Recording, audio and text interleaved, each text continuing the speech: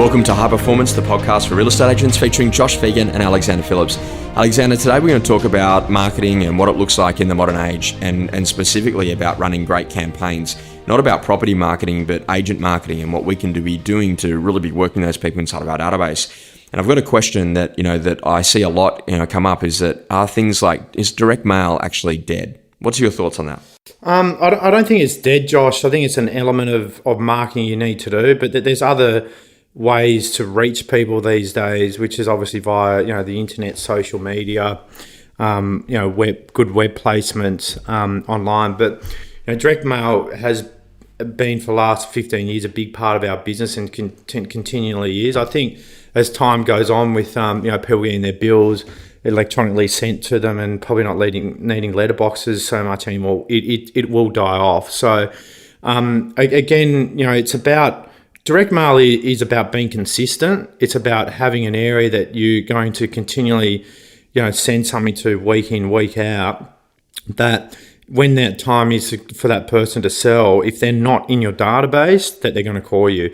But again, like we just spoke about, Josh, it's about having relevant information. So on, what's happening in the market, recent sales, what we're potentially forecasting, what's actually happening in the market now. I still, even where I live in Paddington, Sydney, some of the stuff I get in my letterbox, I just look at and go, it's just, it means nothing. It doesn't actually draw you in. Like, do I really want a free appraisal and they're going to be in my street at 2:00 tomorrow? I don't understand why people, still do that sort of basic, letterbox drop. So I think what you want to do is make sure you get people that you want to try and leave an anchor for them to call you, so they then go in your database. But it's about, again, really good quality marketing, not black or white, and really consistent and ahead of time. So ahead of time, which is through what we do, which is a Bing Mail House, which is direct mail 24 hours from our office into their letterbox via Australia Post. So even before the signboard goes up, just listed in that whole suburb. And what sort of amount of money would you be spending with Bing in any 1 month? Because of how much we list and sell, it's close to 20 grand a month. Which is an incredible level, like when people think about what it is that they do. But what you're really talking here is also too about much more smarter and more integrated campaigns. And one of the things that I look at is to say, okay, great, how can we make a much, much better use of this? And one of the things that I was looking at was like the humble just listed, just sold process. Now, a lot of agents, for example, are pretty much, put a DL in a letterbox when it's been listed, put a DL in the letterbox when it's been sold, maybe do a call through the street if they know some people, but that's about it. And I was doing some work with a client recently about how we drill down a bit further. And I said, okay, what would happen if we actually just did search and we search for all the people that we already know that own a property of a similar type? We actually bring those people up and then we actually give them a phone call about the property being enlisted. We then might invite them down to the first open for inspection. But now that phone call's happened, let's identify that maybe they've forgotten who's called and what's happened there. Let's now send them also a direct mail piece where we say, hey, Alex, great to speak with you yesterday. Here's a copy of the brochure for 24 Jones Street, open on Saturday if you get a chance. And now you send the brochure. Now, because that goes in direct mail, there's a fair chance that that's actually now going to make it inside of the house. Then the husband and or the wife comes home, sees that direct mail piece, opens it, says, oh, wow, that's interesting. What's happening with Jones Street? So we've now started to increase awareness that there's some activity in the area. The next component after that is that then let's send them an SMS maybe on the Saturday morning to say, hey, Alex, if you get a chance, don't forget to pop down to number 12 today, open between 10 and 10:30. I'd love to see you there. Regards, Josh. And then, that goes all the way through to the day of the auction.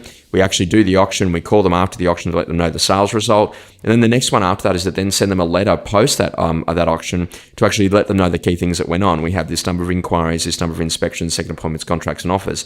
So it's additional mediums in addition to just being on the phone and face-to-face that can make a massive difference to increasing awareness that there's something happening right the way through to conversion later on when we actually learn to, say, okay, great, let's now go and make some better decisions.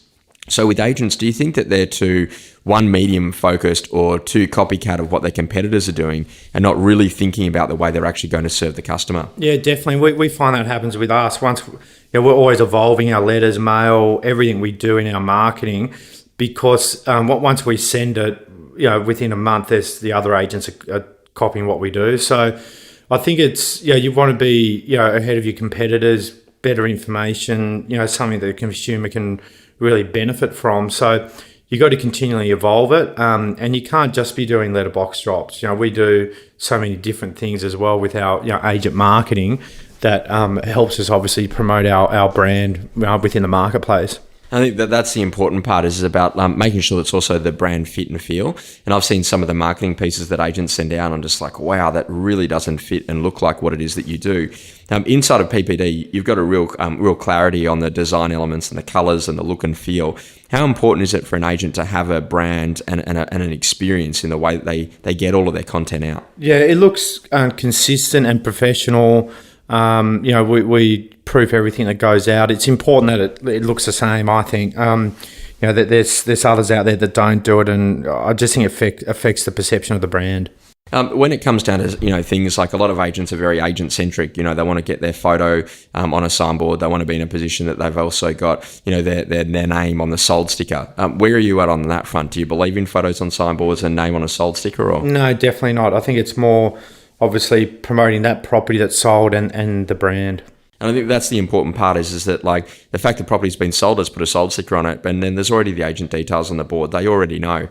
So we don't need to go to that extra level of detail in I guess cheapening the quality of the marketing. And it's really about understanding where you want to sit in that, there's a lot of agents that want to promote fee or they want to promote, a certain element in their brand, but they're not really thinking more from the consumer's perspective. You're a big one for making sure that marketing goes out at certain times in the year. What are some things that agents should be thinking about in making their marketing, plan for 2017? They need to be, thinking about it weeks ago. They need to be thinking about what goes out now, what goes out in January, what calls they're making to their clients now to progress, and what calls they need to be making in January. You need to be planning 6 or 12 months in advance, but you've got to be getting that consumer that's on the fence progressed as a seller now, so you're bringing them forward, which means you've got more listings, which will give you that flow-on effect. I think that's the important part is that I think a few years ago we did a campaign with you, which was why February is the new spring.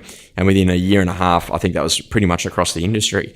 And so, we had to change that to the next one. And I think that it's simple things like now that spring's over, when's the next best time to sell? And learning to be creative in that most marketing actually comes from a great question that the customer's actually asking themselves. And if you can put that question out there in the marketing, then you'll learn to connect with the dreams and the desires of the customer. Alex, as a big driver for people for next year, what's your predictions on where you believe the real estate industry will go and what people should be really concentrating on? Yeah, I think for our marketplace, it's been 4 very strong years of growth that the market's in for a bit of a change, I think, which is I don't think a bad thing. It needs to sort of slow up a bit, which I think will bring out more stock to the marketplace because no one's selling now because they've got nowhere to go and they're worried that the market's moving so quickly that they're going to get priced out. But all of a sudden feels like a lot will be coming on. So I think it's about making sure that you're on the ball and ready for a really I suppose a long year when there's a lot of stock out there. Market gets harder, vendors get more demanding, and more properties aren't selling. Yeah, so it's a really important part that, to go and build significant momentum, you got to be understanding exactly where the opportunities might lie. We know that January, February, March are going to be critical next year because of Easter in April. So it's a critically important time to make sure that you're coming back early January with plenty of listings ready to go.